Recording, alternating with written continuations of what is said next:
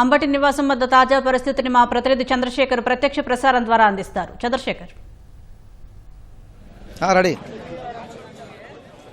ధన్యవాదాలు సుజాత. గుంటూరులోని అంబటి రాంబాబు నివాసం వద్ద ఉద్రిక్త పరిస్థితులు కొనసాగుతున్నాయి. దాదాపు 2 గంటల నుంచి కూడా ఇక్కడ ఈ పరిస్థితి కనిపిస్తోంది.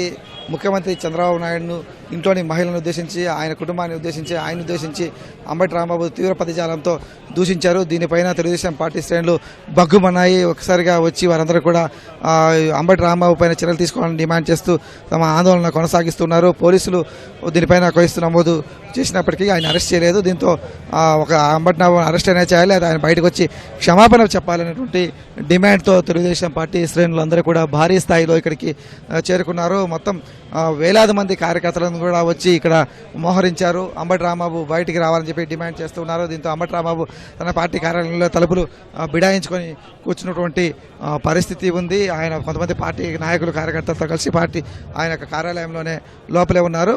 బయట మాత్రం తెలుగుదేశం పార్టీ శ్రేణుల ఆందోళన అయితే కొనసాగుతోంది. ఎందుకంటే గతంలో ఎప్పుడూ లేని విధంగా కూడా తాము ఇట్లా రోడ్లపైకి రావాల్సి వచ్చింది. గతంలో ప్రజాస్వామ్యంగా తమ నిరసన తెలిపే వాళ్ళము. కానీ ఇప్పుడు ఈసారి అంబటి రాంబాబు చేసినటువంటి వ్యాఖ్యలు శృతిమించిపోయాయి. పదే పదే ఇలాంటి వ్యాఖ్యలు వైసీపీ నాయకులు చేస్తున్నటువంటి తరుణంలో తాము ఈ స్థాయిలో తాము ఎదురుదాడి చేయాల్సి వస్తుంది, తిరుగుబాటు చేయాల్సి వచ్చిందని చెప్పేసి అయితే టీడీపీ శ్రేణులు స్పష్టం చేస్తూ ఉన్నాయి. అంబటి రాంబాబు ఇంట్లోకి అలాగే నివాసంలో కూడా పార్టీ కార్యకర్తలు, తెలుగుదేశం పార్టీ కార్యకర్తలు చొచ్చుకొని వెళ్లారు. ఆ ప్రాంగణంలో ఉన్నటువంటి ఇల్లు కాంపౌండ్లో ఉన్నటువంటి కొన్ని ఫర్నిచర్ కావచ్చు, కొన్ని వస్తువులు కూడా ధ్వంసం చేసి లోపలికి వెళ్ళేందుకు కూడా ప్రయత్నించారు. అయితే పోలీసులు వారిని లోపలికి వెళ్లకుండా, పార్టీ కార్యాలయం లోపలికి వెళ్లకుండా అయితే కట్టడి చేశారు. కానీ బయటకు వచ్చే వరకు కూడా ఈ ఆందోళన కొనసాగుతుందని చెప్పేసి పార్టీ నాయకులు స్పష్టం చేస్తూ ఉన్నారు. ఇక్కడైతే వేలాది మంది మోహరించి ఉన్నటువంటి తరుణంలో ఎవరిని కూడా నియంత్రించినటువంటి పరిస్థితి అయితే ఉంది. పోలీసులు కొంత ముందు జాగ్రత్తగా ఉదయం అంబటి రాంబాబును ఆ మార్గంలో కాకుండా వేరే మార్గంలో ఇంకా పంపించుంటే ఇంత పరిస్థితి వచ్చేది కాదు. పోలీసులు కూడా కొంత యాక్టివ్గా పనిచేయలేనటువంటి విమర్శలు కూడా వస్తున్నాయి. ఎందుకంటే అంబటి రాంబాబు ఫ్లెక్స్ దగ్గరికి వస్తున్నప్పుడు టీడీపీ శ్రేణులు అక్కడ నిలబడి ఉన్నారు కాబట్టి వారి ఏదైనా గొడవ జరిగే అవకాశం ఉంటుంది కాబట్టి దాన్ని తప్పించేందుకు పోలీసులు ప్రయత్నించాలి. ఏంటి ప్రధానంగా ఏం డిమాండ్ చేస్తున్నారు? చాలాసేపు నుంచి ఆందోళన చేస్తున్నారు కదా. మేము చిలకలూరిపేట ప్రాంతం నుంచి వచ్చామండి చాలా మంది. ఎందుకంటే ఒక ముఖ్యమంత్రి స్థాయి నాయకుడి మీద ఎవరైనా ఉన్నాయండి, ఆ ముఖ్యమంత్రి స్థాయి పదవిలో ఉన్నారంటే గౌరవం ఇవ్వాలా.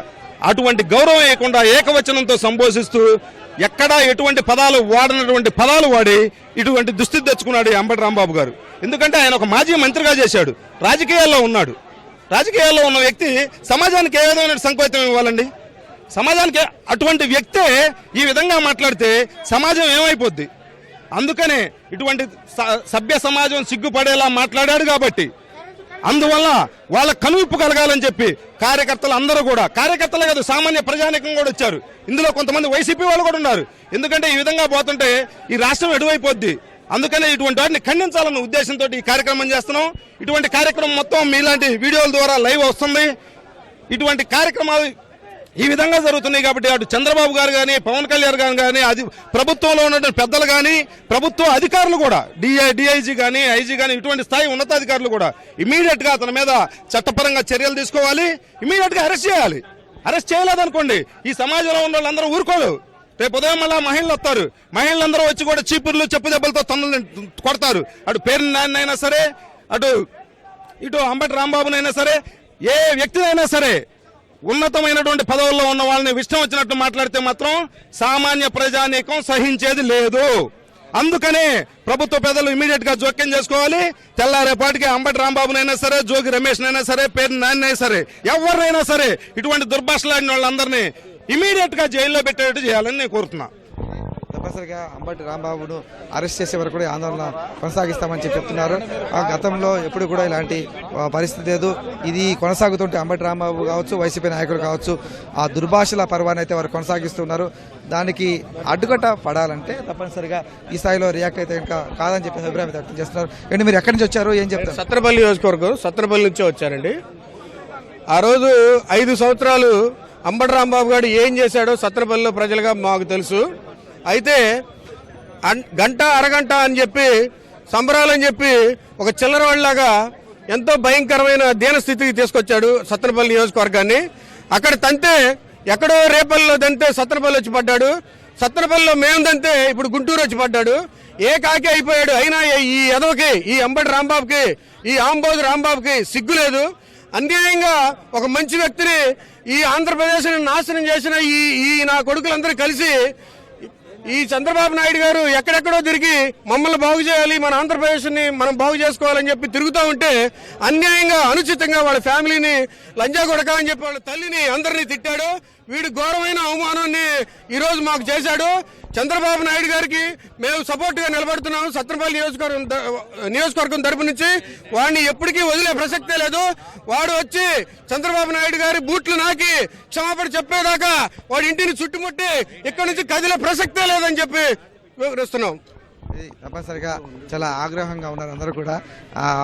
తప్పనిసరిగా చంద్రబాబు గారు కావచ్చు, టీడీపీకి కావచ్చు, వారు క్షమాపణ చెప్పే వరకు కూడా ఈ ఆందోళన అయితే వారు విరమించేది అని చెప్పేసి స్పష్టం చేస్తూ ఉన్నారు. ఎవరు కూడా తగ్గటం లేదు. కేవలం గుంటూరు నగరమే కాదు, చుట్టుపక్కల నియోజకవర్గాల నుంచి కూడా తెలుగుదేశం పార్టీ అభిమానులు, కార్యకర్తలందరూ కూడా ఇక్కడికి చేరుకుంటున్నారు. సత్తెనపల్లి, చిలుకూరుపేట, పత్తిపాడు ఈ సమీప నియోజకవర్గాల్లో ఉన్నటువంటి కార్యకర్తలు కూడా వచ్చి ఇక్కడ మోహరించారు. తాము ఎట్టి పరిస్థితుల్లో కూడా ఈ ఆందోళన విరమించేది లేదని చెప్పేసి వాళ్ళు స్పష్టం చేస్తున్నారు. ఎందుకంటే ఇప్పటివరకు కూడా రాంబాబును అరెస్ట్ చేయకపోవడం అయితే వారు తప్పుపడుతున్నారు. అంబటి రాంబాబును అరెస్ట్ చేయడమా లేకపోతే ఆయన వచ్చి క్షమాపణ చెప్పడం, ఈ రెండింటిలో ఏదో ఒకటి తప్పకుండా ఈ ఆందోళన కొనసాగుతామని చెప్తున్నారు. ఏం డిమాండ్ చేస్తున్నారమ్మా? ఏంటి కుక్కలాగా మాట్లాడి వెళ్ళిపోవటం కాదుగా, నోటికొచ్చిన మాటలు మాట్లాడే సంస్కారం అతనికి ఉంది కాబట్టి కుక్కలాగా మాట్లాడి లోపలికి వెళ్ళాడు. మంచి ఎదవైతే బయటకు వచ్చి ఏదో తప్పు అయిపోయింది, అది తప్పు అయిపోయిందనే మేము ఒప్పుకోమండి. అతని మీద కేసు కట్టాల్సిందేను, మేము ఒప్పుకోం. మహిళల వల్ల ఇప్పుడు ఈ గంటలో అయిపోయే సమస్య కాదు, మధ్యాహ్నం 3 నుంచి ఇప్పుడు అయిపోయే సమస్య కాదు. ఇది ఎన్నాళ్ళున్నా మేము ఇంతే తిరుగుతానే ఉంటాం. అతని ఇంటి ముందు నిలబడతాం. అతను 100 మందిని బందోబస్తు పెట్టుకొని మాకు సంబంధం లేదు, మేము నిలబడి చేయాల్సిందే. మహిళలమే నిలబడ్డాం. తప్పనిసరిగా మహిళలు అయితే ఆందోళన వ్యక్తం చేస్తున్నారు. రాంబాబును అరెస్ట్ చేయడమా అంతవరకు కూడా తమ ఆందోళన కొనసాగిస్తామని చెప్పేసి వాళ్ళు నిక్కచ్చిగా చెబుతూ ఉన్నారు. ఎందుకంటే గతంలో కూడా చాలాసార్లు అంబటి రాంబాబు ఇలాంటి వ్యాఖ్యలు చేశారు. అప్పట్లో కొంత సంయమనం పాటించాము, ఈ స్థాయిలో ప్రతిఘటించలేదు. కానీ ఇప్పుడు మాత్రం తాము తట్టుకోలేకపోయాము. ఎందుకంటే 4 సార్లు ముఖ్యమంత్రిగా చేసిన వ్యక్తిని, ఆ కుటుంబాన్ని మహిళల్ని ఇలా విమర్శించడం అయితే వాళ్ళు తట్టుకోలేకపోతున్నారు. అందుకే ఈ స్థాయిలో తాము స్పందించాల్సి వచ్చిందని చెప్పేసి కూడా వాళ్ళు స్పష్టంగా చెబుతూ ఉన్నారు. జనసేన పార్టీ సంబంధించిన నాయకులు కూడా ఉన్నారు. హరి గారు ఏం డిమాండ్ చేస్తున్నారు ప్రధానంగా? సార్ ఏం లేదు, ప్రజాస్వామ్యబద్ధంగా ఎన్నుకున్నటువంటి 6 కోట్ల మంది ప్రజలు ఎన్నుకున్నటువంటి ముఖ్యమంత్రి చంద్రబాబు నాయుడు గారిని ఇష్టానురీతిగా సభ్య సమాజం తలదించుకునే విధంగా, ప్రజాస్వామ్యత సిగ్గుపడే విధంగా అంబటి రాంబాబు గారు వ్యాఖ్యలు చేశారు. దీన్ని మేము తీవ్రంగా ఖండిస్తా ఉన్నాం. జనసేన పార్టీ తరఫున ఆయన వెంటనే చంద్రబాబు నాయుడు గారి విషయంలో చేసిన వ్యాఖ్యలు వెనక్కి తీసుకొని క్షమాపణ కోరాలి. అలాగే బహిరంగంగా క్షమాపణ కోరాలి. ఇలాంటి వ్యాఖ్యలు భవిష్యత్తులో చేయని చెప్పాలి. ముఖ్యంగా అంబటి రాంబాబు గారు లాంటి కుసంస్కారులు రాజకీయ వ్యవస్థలో, ప్రజాస్వామ్య వ్యవస్థలో ఉండకూడదు. ఇలాంటి వాళ్ళు అనర్హులు. ఇంత సంస్కారహీనటువంటి నాయకుల్ని రాజకీయ వ్యవస్థలో ఉండకూడదని చెప్పి కోరుకుంటా ఉన్నాం. అసలు ఇవి చేసిందంటే కూడా డైవర్స్ పాలిటిక్స్.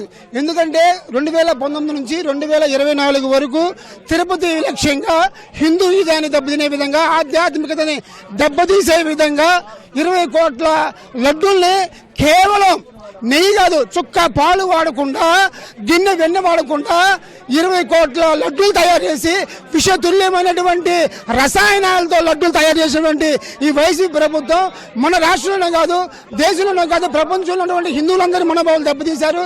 ఇది ఎక్కడ వైసీపీని భూస్థాపితం చేస్తా ఉంది. ఇంకా భవిష్యత్తులో మాకు రాజకీయ భవిష్యత్తు లేదని చెప్పేసి వైసీపీ భావించి దీన్ని డైవర్ట్ చేయాలి. ప్రజల్లో ఈ కల్తీ విషయంలో వైసీపీ ప్రభుత్వం పూర్తిగా మునిగిపోయింది. దీన్ని డైవర్ట్ చేయాలని చెప్పేసి చేసిన పాలిటిక్స్ ఇది. అది కాకపోతే ఇంత దిగజారుతారని చెప్పేసి మేము అనుకోలేదు. ఒక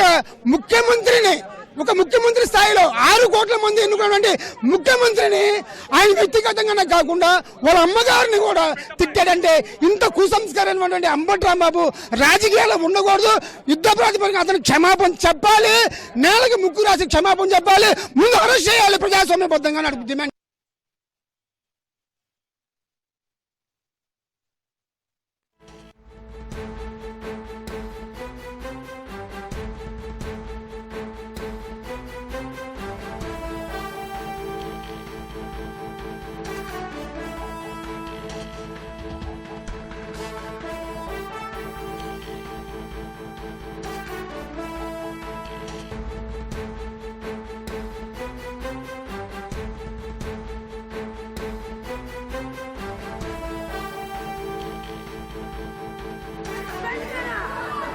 కొట్టు